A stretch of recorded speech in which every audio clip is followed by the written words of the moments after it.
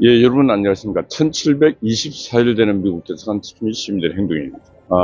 지금 대한민국은 진실과 거짓의 싸움인데, 지금 현재까지는 거짓이 판을 치고 있고 가짜가 판을 치고 있고, 진실과 거짓을 분별해야 될 언론은 다 거짓의 편에 서 있습니다.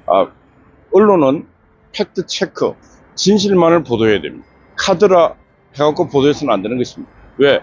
언론은 사회의 등대불, 사회의 공기, 사회의 좌표를 설정하는 곳입니다. 그런 언론들이 카드라, 개별스의 선전선동, 술, 거기에 전이대가 되어서 움직여서는 안 되지 않습니까? 그런데 어느 날부터 대한민국 언론들은 다 진실만을 보도하고 정론 집필하는 그런 언론의 사명을 저버린 지가 오래됐습니다. 특히 조선일보 같은 경우는 민족 정론지 100년의 역사 이렇게 하고 있는데 이제 다 갔습니다. 지난 박근혜 대통령 탄핵 때 조선일보도 앞장서서 대통령을 탄핵하는데 앞장섰습니다. 윤석열 대통령 탄핵을 앞두고 있는데 조선일보가 또 앞장서고 있습니다. 저는 조선일보를 보면서 진짜 가장 저급하고 가장 싸구려 창녀 수준이다, 그렇게 생각합니다. 왜 그렇게 생각하는가? 평상시에는 이념으로 놓고 보면 보수의 진영에서 빨대를 꽂고, 말 그대로 빨대왕입니다. 빨대왕.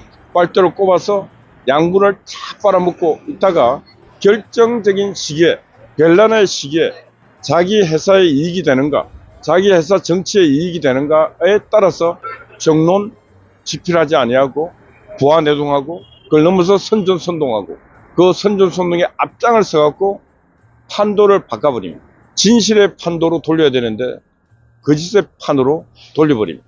그리고 대한민국 국민들은, 또 보수 국민들은 언제 그러냐 하는 식으로 다 까먹어버립니다. 이제는 그래서는 안 된다. 2024년, 2025년은 그래서는 안 된다. 이제 이 광화문 광장에 뭉쳐있는 사람들이 정치적 구호만 내걸어서는 안 된다. 이제는 경제구호, 소비자 행동을 해야 된다. 소비자 행동. 소비자 행동이라 하는 것은 뭐냐?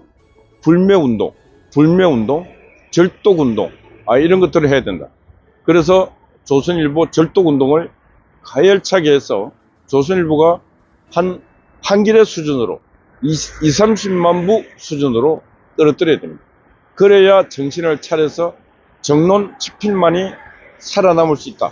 우리가 거짓말, 가짜 뉴스 쓰다 보면은 가라지가 된다는 것을 깨닫게 만들어야 하는 것입니다. 오직 이 땅에 진실만이 예우받고 진실만이 등대처럼 역할하고, 그래서 진실만을 추구해야 된다는 것을 깨닫게 해야 합니다. 누가? 시민이.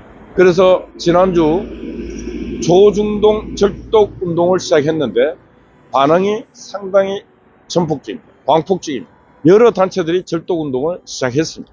조선일보 이제는 끝을 내야 됩니다. 동아일보 끝을 내야 됩니다. 동아일보, 중앙일보도 끝을 내야 됩니다. 그래서 진실을 배신한 자들은 반드시 벌을 받고, 비록 지금 보잘것없는 언론이라 할지라도 진실만을 추구해서 투쟁해가는 그런 언론들이 메이저 언론으로 자리 잡는 그날을 만들어야 된다. 그 누가? 그 나라 시민이, 그 나라 국민이 그렇게 만들어야 된다. 그렇게 생각합니다. 얼마 전에 계엄이 일어나고 난 뒤에, 비상계엄이 일어나고 난 뒤에 모든 권력을 다 장악한 민주당을 비롯한 좌파들이 뭐라 그러냐? 미군 철수도 될 가능성이 있다. 엄포를 놓고 환율은 계속 오를 것이다. 경제는 나빠질 것이다. 나쁜 영향을 다 말합니다. 근데 그 나쁜 영향이 다 국회가 만든 위기 아닙니까? 국회가 만든 경제 위기. 왜? 국회가 반도체법 통과도 안 시켜, 정치가 소득 주도 성장, 말도 안 되는 그런 제도를 펼쳐갖고 소득 주도가 아니고 소득 없는 성장. 성장은 뭔 성장했습니까? 다 망했지. 그렇게 경제를 엉망으로 만든 집단이 바로 여의도 정치입니다. 그런데 트럼프 이기 출범하기도 전에 한반도 안보는 공고하게 지켜질 것이고 주한미군은 철수하지 않는다. 지금 미국 폭스뉴스 같은 데서는, 한국에서는 자익들이 지금 엄청난 요소에서 활기를 치고 있고 정치 반란의 중심에 지금 들어있고, 한국이 만약에 자익의 이 내란이 성공한다면은 중국과 북한의 영향을 깊숙이 받을 것이다. 이런 얘기도 하고 있습니다. 지금 집회 현장에는 중국인들이 엄청나게 나가고 있습니다. 이제 하나둘 발각이 되고 있습니다. 중국 공산당들이 정치 지령을 내리고 거기에 따라 움직이고 그렇게 이재명과 민주당과 연합 전선을 펼쳐갖고 움직이고 있습니다. 이제 대한민국 국민들은 마지막 전쟁을 한번 해야 됩니다. 정강 목사가 계속 말하고 있는 혁명, 4.19, 5.16 같은 혁명을 하고 있는데 진짜 21세기판 혁명을 지금 한번 해야 됩니다. 그것도 평화롭게 무혈혁명으로 해야 됩니다. 하는 방법은 1,000만 국민이 정치의 중심지 서울에 한번 직결하면은 끝납니다. 피 흘리지 아니하고 국민의 힘으로 국민의 손끝 발끝으로 새로운 민주주의 역사를 쓸 수 있는 것입니다. 1,000만의 국민이 움직였는데 국회가 가동되겠습니까? 경찰청이 가동되겠습니까? 검찰이 가동되겠습니까? 꼼짝할 수가 없습니다. 1,000만의 국민들은 트랙터 끌고 올 필요 없습니다. 내 한 몸이 트랙터 100대 1000대의 위력이 있는 것입니다.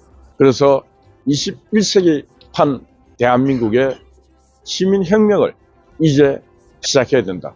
그러니까 광화문에 서울에 1,000만의 시민이 모여야 된다. 왜? 위기입니다. 체제 위기이고 그게 다른 말로 하면 자유의 위기입니다. 우리가 누리고 있는 무한 자유의 위기가 지금 와 있다. 내가 누리는 자유, 최소한의 이 자유를 누리기 위해서라도 내가 내 한 몸이 1,000만 대한민국의 무혈혁명에 동참을 해야 되겠다. 이런 생각으로 광화문에 모이시자. 이런 제안을 드립니다. 예, 민주당의 저 정치 폭력에 대응하기 위해서는 이제 방법이 그 방법밖에 없다. 믿었던 대한민국 국군들의 모습을 보니까 나라 지킬 가능성도 희박해 보입니다. 그러니까 이제 국민이 나라를 지켜야 된다. 국민이 나라를 지켜야 된다. 예, 오늘 주제는 국민이 나라를 정치 폭력으로부터 국민이 나라를 지켜야 된다. 정치 폭력으로부터 국민이 나라를 지켜야 된다. 예, 어제는 크리스마스였는데 이렇게 정치 폭력이 없고 평화로운 날이었으면 진짜 메리 크리스마스였는데 블루 크리스마스였어요. 그래도 하나님께서 이 땅에 전 세계 어느 나라보다 축복과 은총을 주시고 있다. 예, 어젯밤에는 강 목사님이 또 수고를 하셨습니다. 아침 일찍 송화제 또 수고를 하고 있습니다. 우리 미경님, 파워, 스파이, 각시 여러분들 파이팅입니다. 감사합니다.